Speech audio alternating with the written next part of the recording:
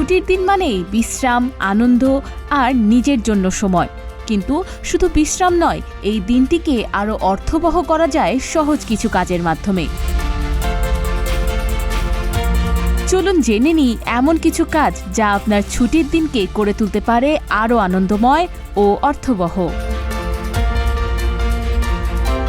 ছুটির দিনে আপনি কোনো স্থানীয় পার্কে অথবা কাছাকাছি কোনো প্রাকৃতিক পরিবেশে ঘুরতে যেতে পারেন। সবুজ পরিবেশে হাঁটা বা কিছুক্ষণ বসে থাকা মনকে সতেজ করে তোলে।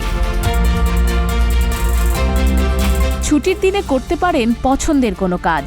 ব্যস্ততার কারণে যেসব শখের কাজ করা হয়ে ওঠে না, আজ মনোযোগ দিতে পারেন সেই কাজে।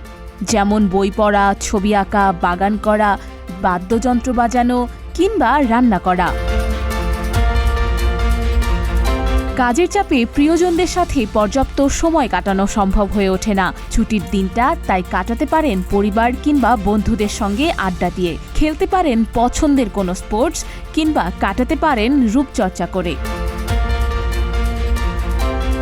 বিশ্বের নামকরা অনেক বিশ্ববিদ্যালয় ফ্রি অনলাইন কোর্স করার সুযোগ দিয়ে থাকে। প্রযুক্তির কল্যাণে ঘরে বসেই সেসব কোর্স করতে পারবেন। তাই ছুটির দিনে সেই সব অফারগুলোতে নজর দিতে পারেন। তারপর ক্যারিয়ারে এগিয়ে দেবে এমন কোনো কোর্সেও যোগ দিতে পারেন। ছুটির দিনে অংশ নিতে পারেন কোনো দাতব্য প্রতিষ্ঠানে বা সমাজসেবামূলক কাজে। এটি অন্যদের সাহায্য করার পাশাপাশি আপনাকে আত্মতৃপ্তি দেবে।